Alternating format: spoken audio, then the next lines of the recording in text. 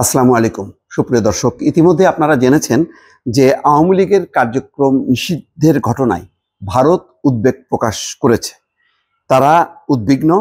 তারা বলছে যে কোনো রাজনৈতিক দলকে নিষিদ্ধ করতে যে পদ্ধতির মধ্য দিয়ে যেতে হয়, বাংলাদেশের অন্তর্বর্তী সরকার তা অনুসরণ করেনি।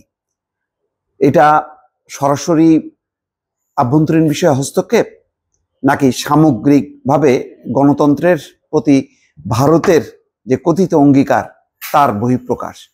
দর্শক, এই বিষয়ে একটা ছোট্ট বিশ্লেষণ আছে। তার আগে আপনাদেরকে অনুরোধ করছি, যারা এখনো চ্যানেলটি সাবস্ক্রাইব করেননি তারা সাবস্ক্রাইব করবেন এবং লাইক এবং শেয়ার দেবেন।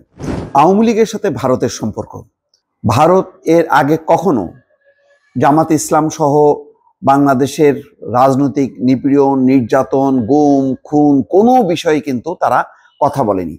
যখনই এসব বিষয় উত্থাপিত হয়েছে গত 15 বছরে, তারা বারবার বলেছে যে এটি ওই দেশের আভ্যন্তরীণ বিষয়, আমরা কোনো দেশের আভ্যন্তরীণ রাজনৈতিক বিষয়ে হস্তক্ষেপ করি না, কথা বলি না।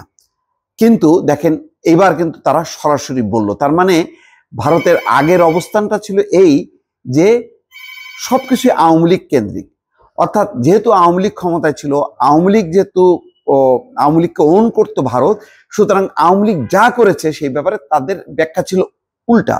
আর 5ই আগস্ট আওয়ামী লীগ পতনের পর এখন দেখেন তাদের পুরো মনোভাব কিন্তু বদলে গেছে। এখন তারা সরাসরি কথা বলছে। তো এখন যদি বাংলাদেশের কোনো রাজনৈতিক দল বা সরকার যদি বলে যে এটি বাংলাদেশের আভ্যন্তরীণ বিষয়, ভারতের নাক গলানোর কিছু নেই, তখন কি তারা বলতে পারবে? বলতে পারবে না। কিন্তু কথা হলো এই যে অন্য একটি ঝামেলা কিন্তু আছে। পশ্চিমারা কিন্তু বরাবর কথা বলেছে এবং কখনোই বিরোধী কোনো পক্ষ কখনো বলেনি পশ্চিমারা যে বাংলাদেশে নিরপেক্ষ নির্বাচন, গণতন্ত্র, মানবাধিকার এসব ইস্যু নিয়ে কথা বলেছে।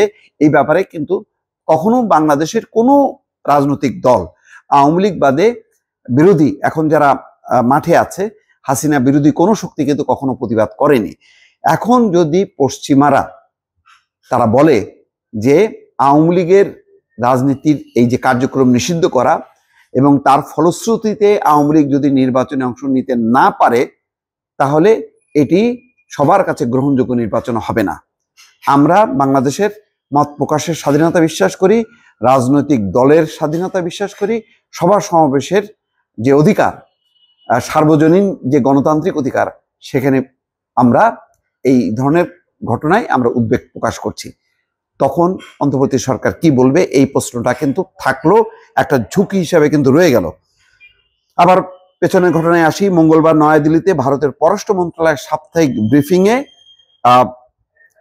মন্ত্রণালয়ের মুখপাত্র রণধীর জয়সওয়াল তারা বলছেন যে গণতান্ত্রিক দেশ হিসেবে ওই দেশের গণতান্ত্রিক স্বাধীনতা খর্ব হওয়ায় ভারত স্বাভাবিকভাবেই চিন্তিত।